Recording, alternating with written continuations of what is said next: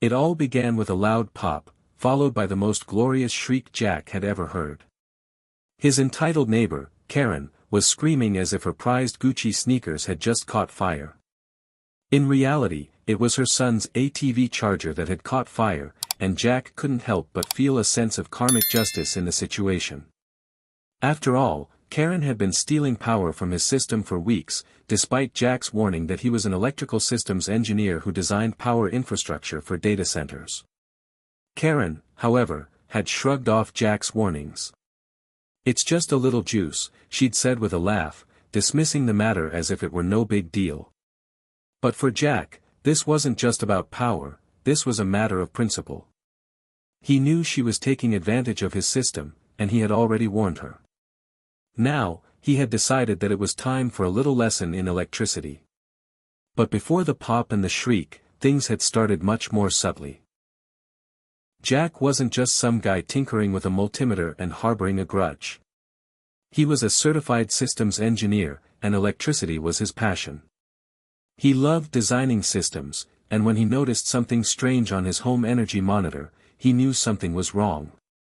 The monitor had logged phantom drains during off-peak hours, something that didn't match up with any of Jack's appliances.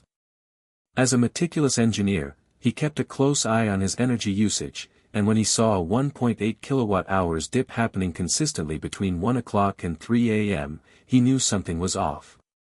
It wasn't his HVAC, his hot tub, or his backup battery cycling, it was an external power drain.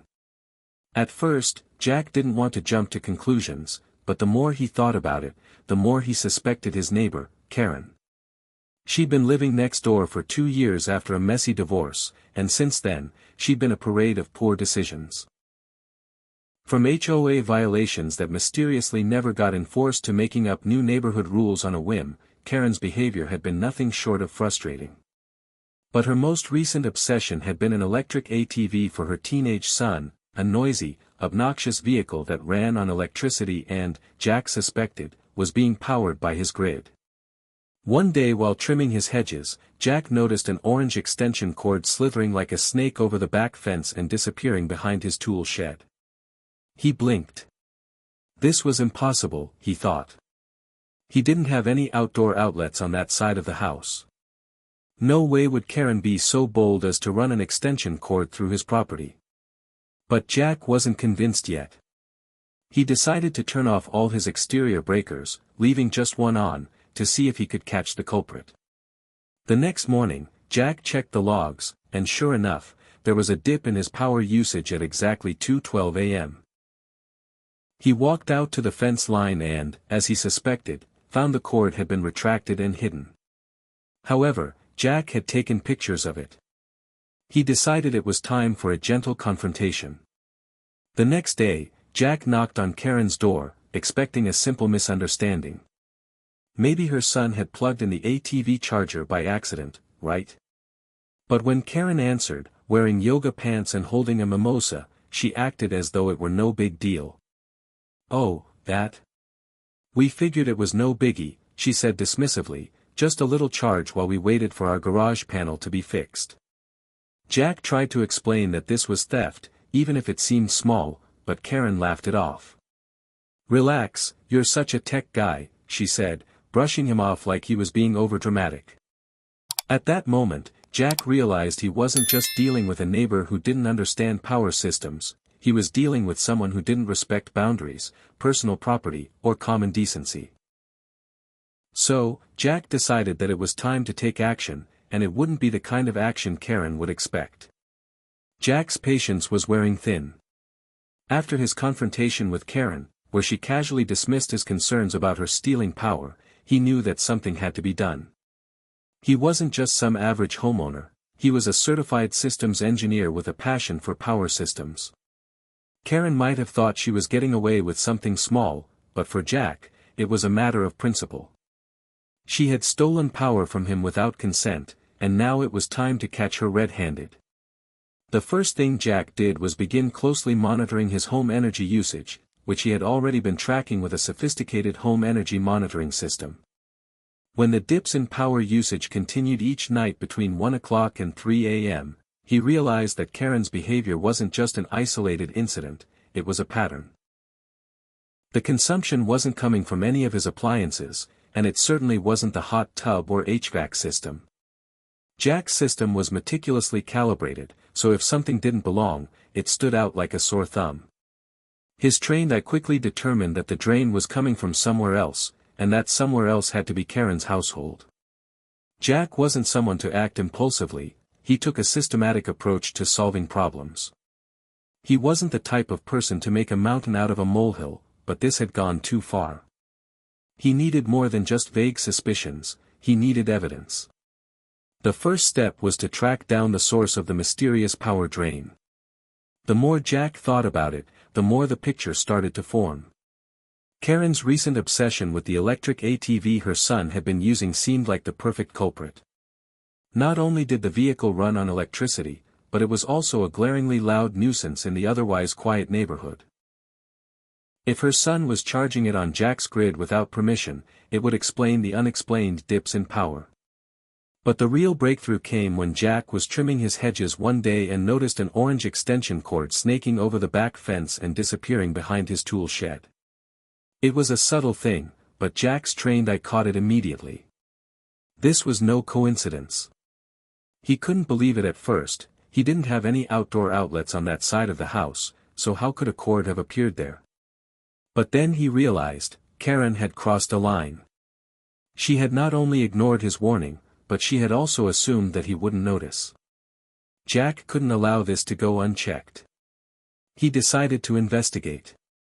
That night, after shutting off all the exterior breakers on his property, he left just one running and waited for the inevitable. Sure enough, by 2:12 a.m., the logs registered a dip in power that matched the time when the extension cord had first appeared. Jack walked out to the fence line, following the trail of the cord as it snaked across his property, hidden just enough to be overlooked. But this time, Jack had come prepared.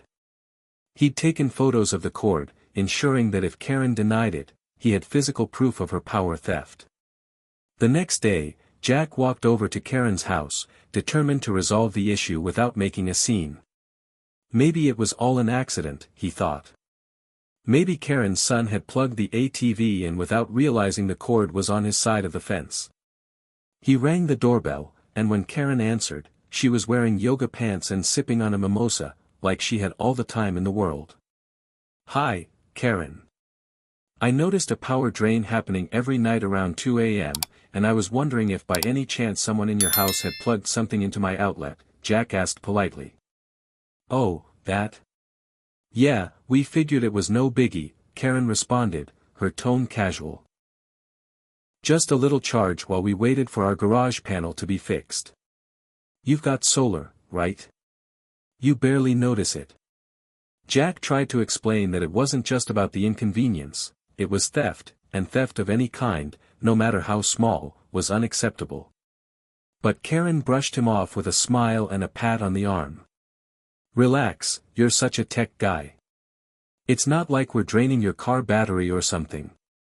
The dismissive way Karen responded made Jack's blood boil, but he kept his composure.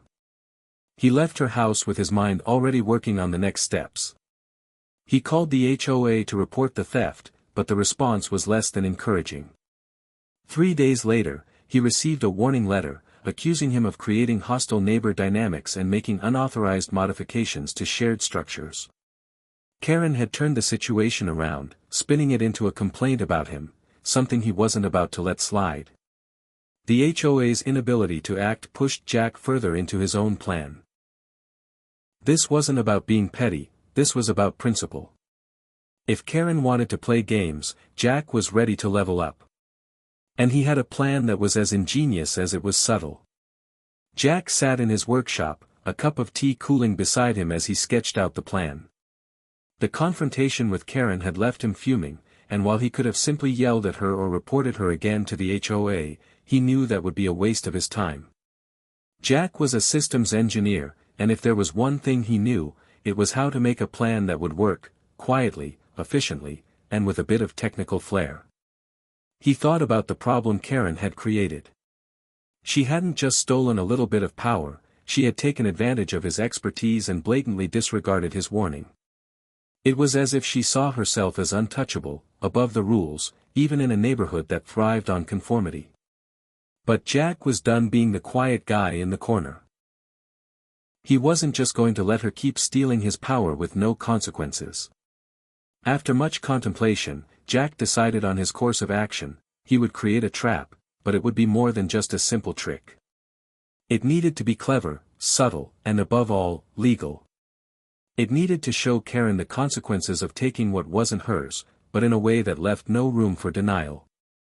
Jack had spent his entire career designing power systems, ensuring that the infrastructure he built was foolproof. Now, he would put that knowledge to use on his own backyard. The first step was creating the perfect decoy outlet. Jack knew that Karen wouldn't be able to resist the temptation of plugging in her ATV charger again. So, he rigged a fake outlet on his side of the fence. It looked unguarded, easy to use, and most importantly, completely legal. He wanted to make sure that Karen never saw the trap coming. But behind the seemingly innocent outlet was a carefully crafted surprise. A surge-protected circuit designed to fry anything that tried to draw more than 3 amps. Jack spent the next few hours perfecting the wiring. The outlet would appear to be a simple, unmodified junction, just like many others in the neighborhood. He made sure that it was perfectly positioned, just visible enough to be enticing, but not so obvious that Karen would immediately realize something was off. The idea was that when she plugged her ATV charger in again, she'd think it was just another harmless charge. But this time, the results would be very different. Once the outlet was installed, Jack moved on to the next stage, monitoring. He wasn't about to leave anything to chance. Jack connected the new outlet to his home server, making sure he could track every usage of it in real time. He set up alerts for any power draws above a specific threshold, so he would know the exact moment the outlet was used. Next, he added a little insurance in the form of a hidden data logger. The logger would timestamp every instance of the outlet being used, recording every detail, voltage draw, time of usage, and even the specific current flow.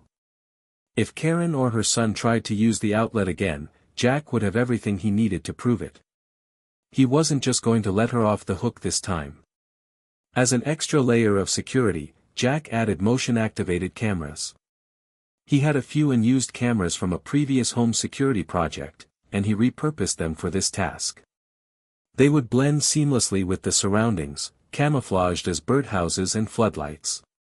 The cameras would monitor the fake outlet, the corner of Karen's yard where her ATV usually sat, and the area around the fence line.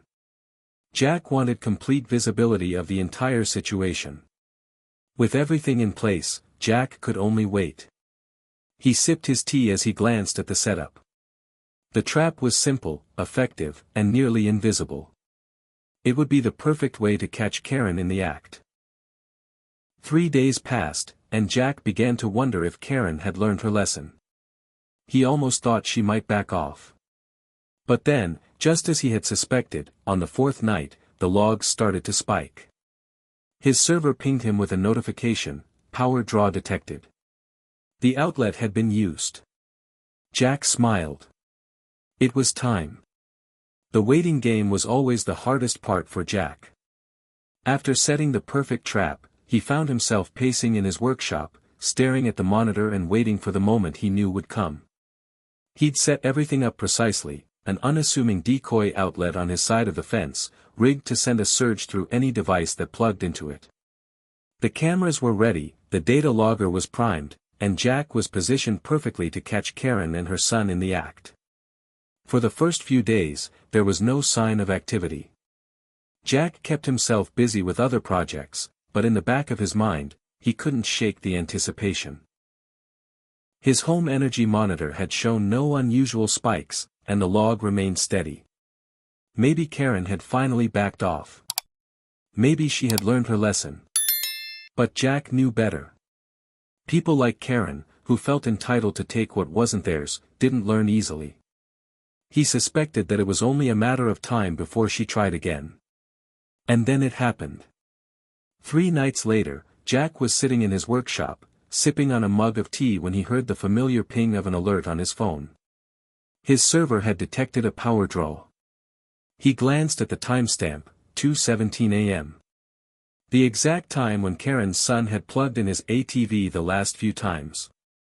Jack smiled to himself. It was showtime. He walked to the back of the house, quietly moving toward the workshop's window, where he had a clear view of the decoy outlet. There, across the fence, Jack could see the familiar orange extension cord snaking its way from Karen's side of the property.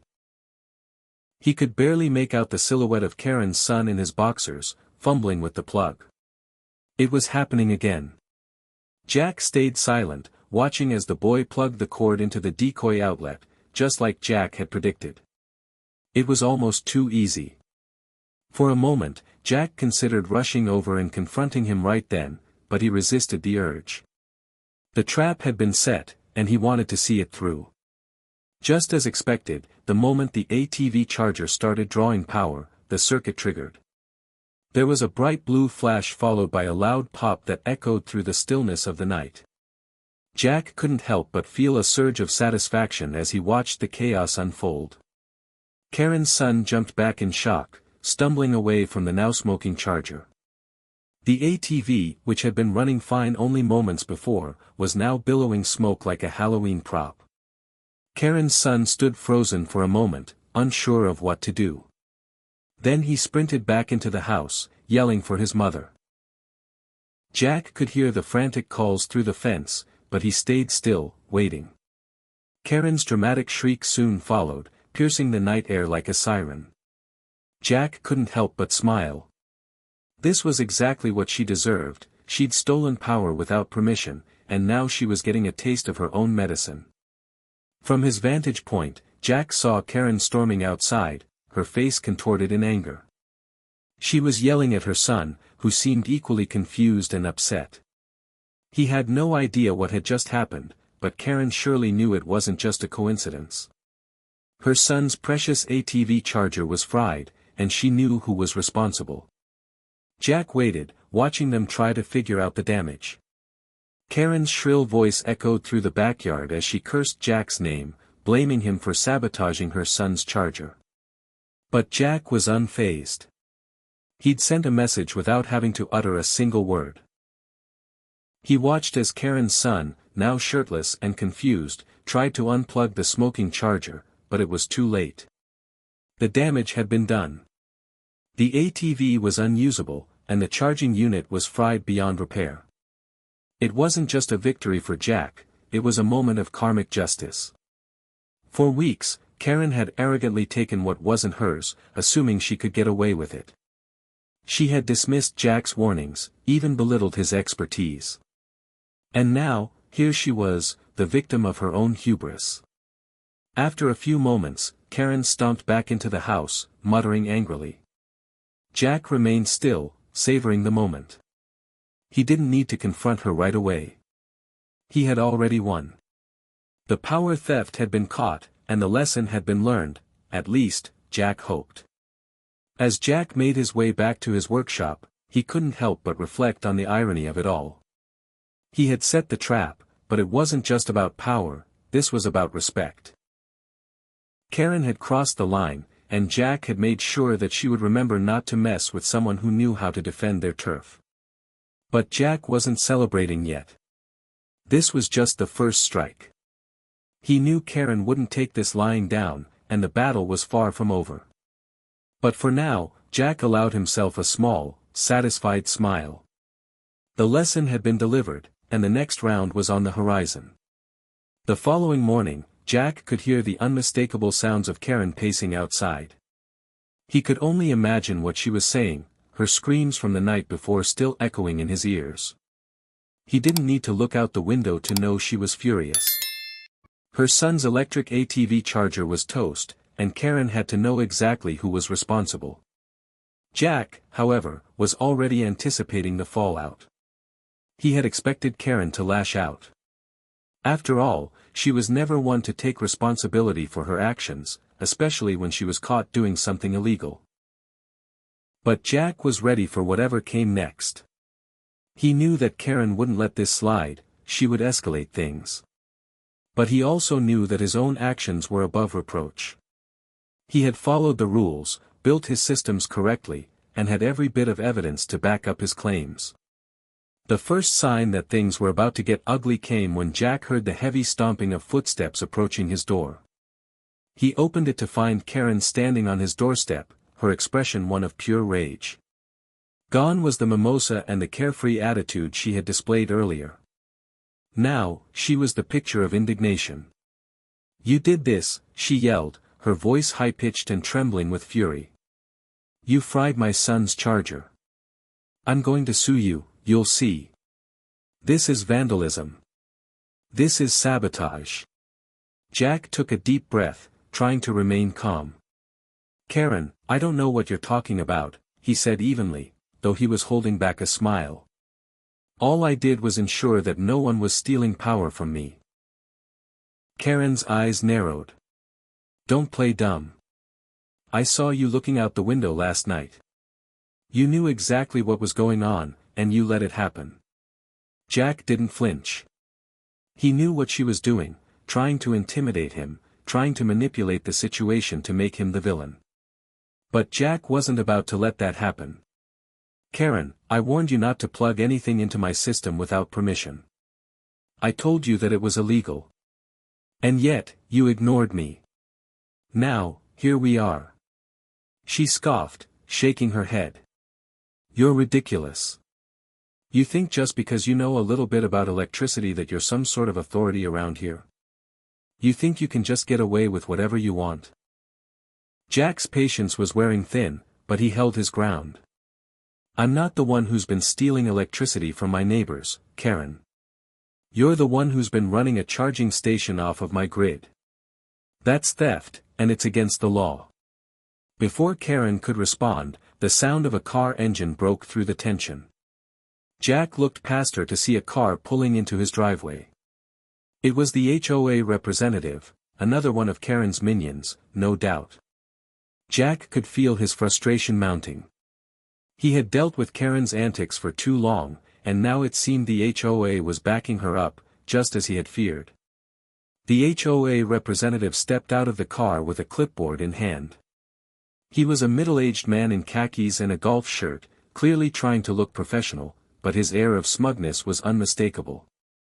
He had that look, one that said he thought he was about to lay down the law on Jack. "You can't just install unauthorized electrical devices along a shared boundary," the HOA representative said, his voice dripping with condescension. "This is a violation of the HOA guidelines. Karen has every right to complain about this." Jack raised an eyebrow, resisting the urge to roll his eyes. "What exactly is the violation, exactly? This outlet is on my property, wired to code, and perfectly legal." The HOA representative looked momentarily flustered. "That's not the point. You've created a hazardous situation. You've put everyone's safety at risk." Jack's jaw tightened. "This is a simple outlet, installed legally. It's not hazardous. If anyone is at fault here, it's the person who's been stealing power from me. Karen is the one who's been using unauthorized power, not me."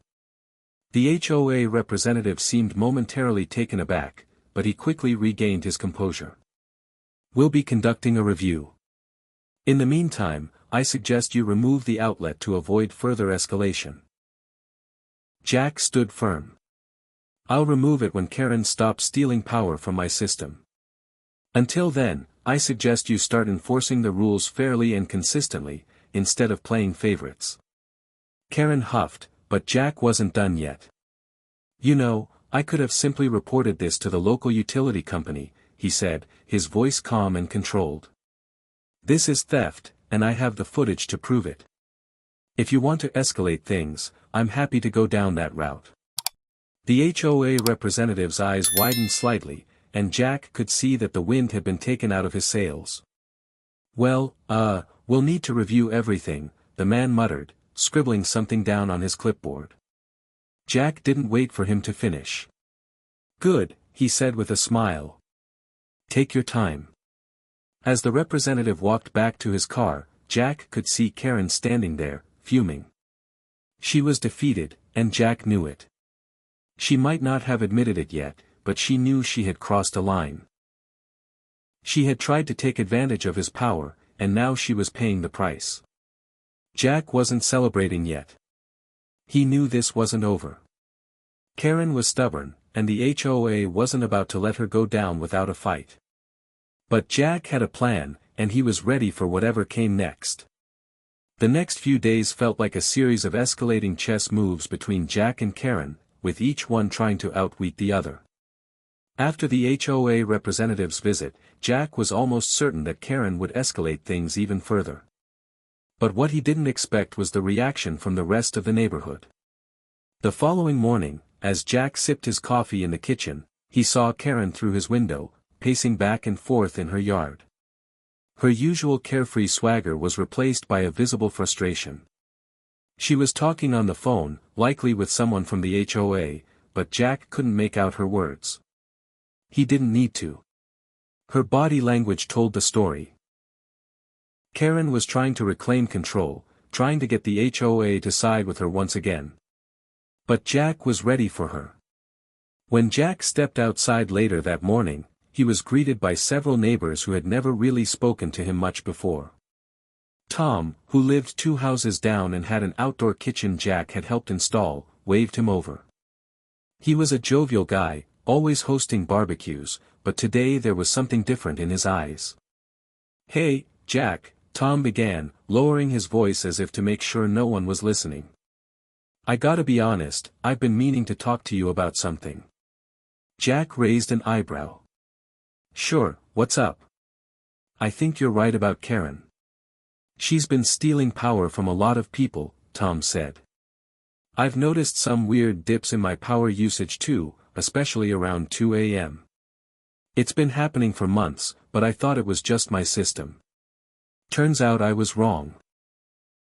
I've had some issues with the fridge running hot at night, and after seeing what you've been dealing with, I'm pretty sure I'm next." Jack was taken aback by Tom's admission. He had known Tom for a while but had never expected him to come forward. "You're not the only one," Jack said, his voice steady. "I've been tracking it for weeks now. It's not just me, Karen's been siphoning power from anyone she can." As Tom and Jack exchanged stories, Nancy, a quiet neighbor who always waved but rarely spoke, approached them with a knowing look. "I've been having problems too," she said, almost shyly. "My garden lights flicker all the time. I thought it was just a wiring issue, but now that I'm hearing what happened with you too, I'm wondering." Jack nodded. "I think it's been happening to a lot of people, Nancy. We just didn't have the evidence until now." This was the moment Jack had been waiting for. He had expected resistance from the HOA, but what he hadn't expected was this kind of support from his neighbors. It felt like the entire neighborhood had been quietly suffering from Karen's behavior, but now, with the power theft exposed, people were starting to speak up.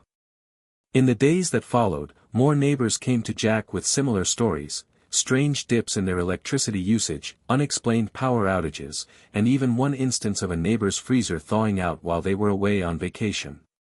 It became clear that Karen wasn't just stealing from Jack. She had been running a network of power theft across the entire block. Her son had plugged into unlocked outlets, garden ports, and even an RV hookup while its owner was away. Jack knew he had to do something. This wasn't just about him anymore, it was about the entire neighborhood. The problem wasn't just Karen's selfishness, it was her sense of entitlement and complete disregard for the rules that others had to follow. This was about standing up to someone who had thought they could take whatever they wanted without facing any consequences. Jack organized a neighborhood meeting, inviting everyone who had been affected by Karen's power theft. The group chat they had formed, initially just a few people sharing their frustrations, grew exponentially in the coming days. By the time the meeting took place, there were 23 members in the chat, and more were joining every day. People were talking openly about Karen's behavior, and the more they shared, the more evidence they accumulated. On the night of the meeting, Jack arrived early at the community clubhouse. He had a stack of screenshots, logs, and footage of Karen's son sneaking into his yard and plugging in the charger. Jack wasn't the only one who had footage now. Many of his neighbors had installed their own monitoring systems after learning about the power theft. It was time for the neighborhood to take action.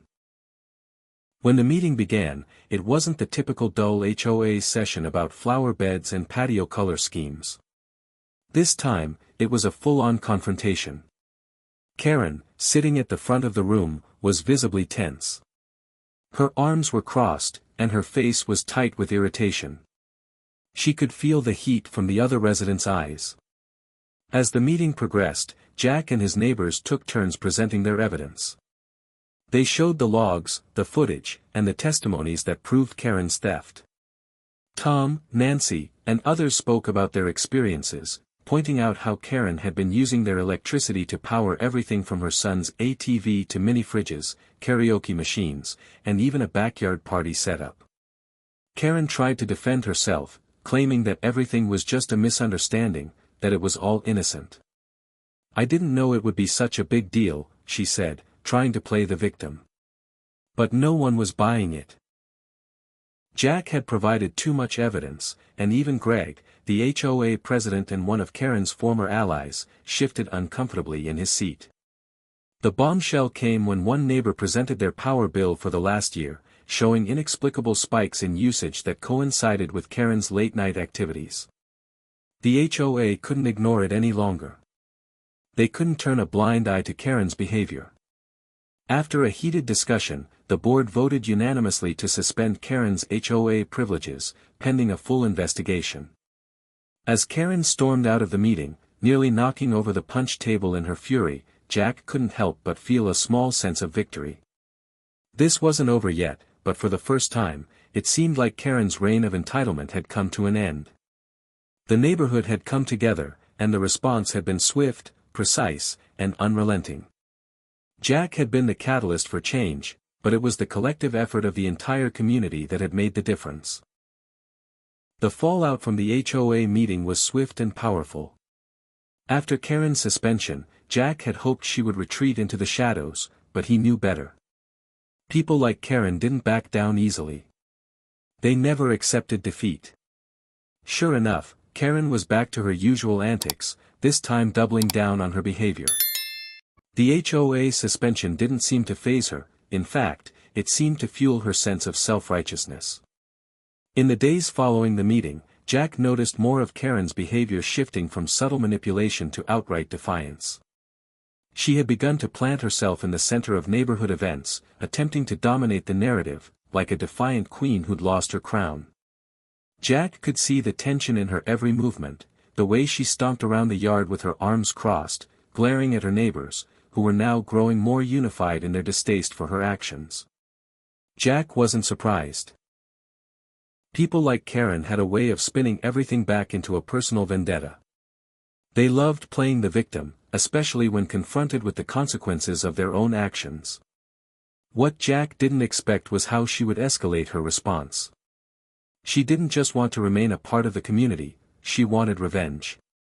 And that's exactly what she started plotting. One afternoon, while Jack was trimming his hedges, he saw Karen slip something under the fence.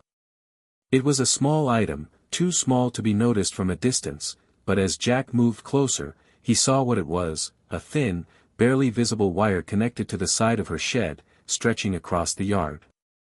It was strange, but Jack didn't think much of it at first. After all, she'd already caused enough trouble with her power theft. But when he saw her sneak inside and close the door behind her, Jack's instincts told him that something wasn't right. Karen had gone from defiant to sneaky. That evening, Jack decided to do some recon. He'd been tracking the power usage from his solar system and decided to monitor his electricity draw as usual, making sure there were no oddities. As the night wore on, he checked his logs.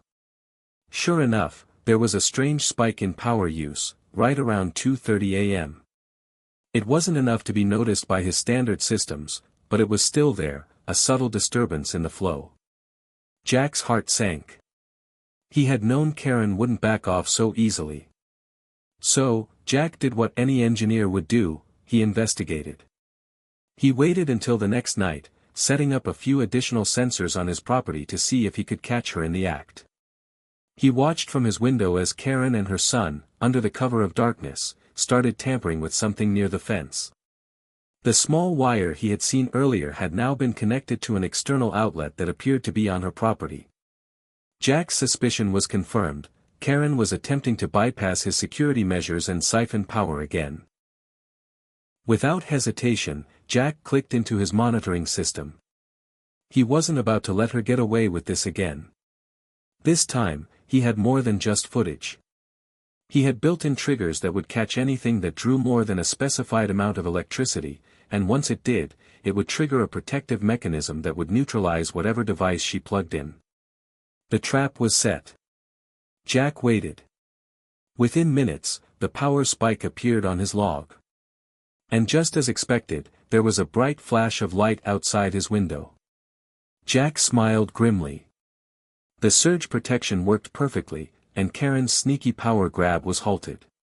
Jack immediately documented the entire event, the spike in power, the time of the surge, and the exact moment it occurred.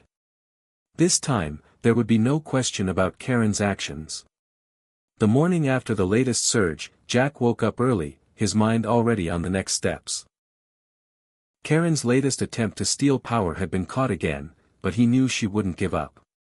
People like her never did. This time, Jack had the data, the evidence, and the video footage to prove her continued theft. He was prepared to take things to the next level, especially now that she had crossed the line again. As Jack sat with his coffee, he saw Karen pacing outside, once again muttering into her phone. It was clear that she had no intention of learning from her mistakes. He noticed that she was speaking in a more defensive tone than usual, as if she was preparing for an attack. Jack knew that once Karen realized the jig was up, she would escalate things even further, and that meant he had to act fast. He spent the rest of the morning compiling all the evidence into a neat, well-documented report. It wasn't just about the stolen power anymore, it was about her entire pattern of behavior. Jack had already gathered footage, time-stamped logs, and even the backup data that proved Karen had been siphoning power for months. This wasn't an isolated incident, it was a campaign of theft that had gone unnoticed until now. Jack decided to take it to the HOA, but this time, he wasn't asking for a review or a warning. He was going to make them see the full scope of the situation. Jack walked to the HOA office that afternoon, armed with his report and the full evidence. As he handed it to Janice, the office clerk, he could see the surprised look on her face as she flipped through the pages. There was no denying it now, Karen had been taking advantage of the entire neighborhood's power grid, and Jack had the proof to back it up. Later that evening, Karen approached Jack, her face red with anger. "You've done it now," she spat. "You've made a bigger mistake than you know." Jack didn't flinch. "The mistake was yours from the beginning, Karen. You stole from me, from everyone in this neighborhood, and now it's time to face the consequences." By the time the HOA convened to address the latest complaint, Jack was ready. He had presented his findings, solid proof of Karen's theft, and a detailed record of the power surges she had caused. The board members were visibly uncomfortable as they reviewed the evidence, and Jack could tell that even Karen's once loyal allies were starting to have second thoughts. The meeting dragged on, but the inevitable happened. The HOA president, Greg, who had always been a staunch defender of Karen, couldn't ignore the evidence. "Karen, we've received serious complaints," he said, his voice wavering slightly. "You've been stealing electricity from your neighbors, and we can't just ignore this anymore." Karen's eyes widened in shock. She had thought she could talk her way out of this, as she always did, but this time, the situation was different. The evidence was too overwhelming. She tried to argue, but her words fell on deaf ears. The board voted to suspend her HOA privileges permanently, and a fine was imposed. After the meeting, Karen left in a huff, her face a mask of fury. But Jack felt a sense of quiet satisfaction. The neighborhood had come together to stop her, and in doing so, they had taken back their sense of community. Karen had tried to tear it apart, but now, she was the one left on the outside. In the weeks following Karen's downfall, Jack noticed a subtle shift in the neighborhood. People who had once kept to themselves started chatting more often. Neighbors who had been too afraid to stand up to Karen now gathered in small groups, sharing stories, tips, and even a laugh or two. It was as though the weight of Karen's constant surveillance and manipulation had been lifted, and now, everyone could finally breathe. Jack spent his evenings on his porch, watching the sun dip below the horizon, sipping tea, and enjoying the peace that had returned. The birds sang, the breeze was gentle, and for the first time in a long while, Jack didn't feel the need to be constantly on alert. The neighborhood felt like a real community again, one where people actually cared about each other. Karen, meanwhile, was a shell of the person she had once been. Her reputation was tarnished beyond repair, and her once thriving social circle had evaporated. She had tried to rebuild her image with a few half-hearted attempts at gardening and making small talk with the neighbors, but it was no use.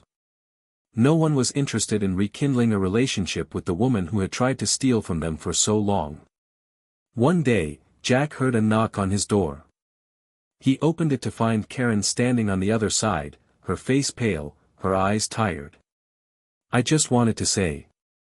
I'm sorry," she muttered, her voice barely above a whisper. Jack looked at her for a moment, unsure how to respond. He had won, but he wasn't sure if forgiveness was in the cards. Still, he nodded slightly. "You should have asked in the first place," he said simply. Karen nodded, turning slowly to leave. For Jack, the silence that followed felt like the final piece of the puzzle falling into place. Peace had returned to the neighborhood, and Jack had done it without ever raising his voice. The battle was over, and Jack had emerged victorious, not just for himself, but for everyone who had been affected by Karen's actions. The neighborhood was stronger now, united in a way it had never been before.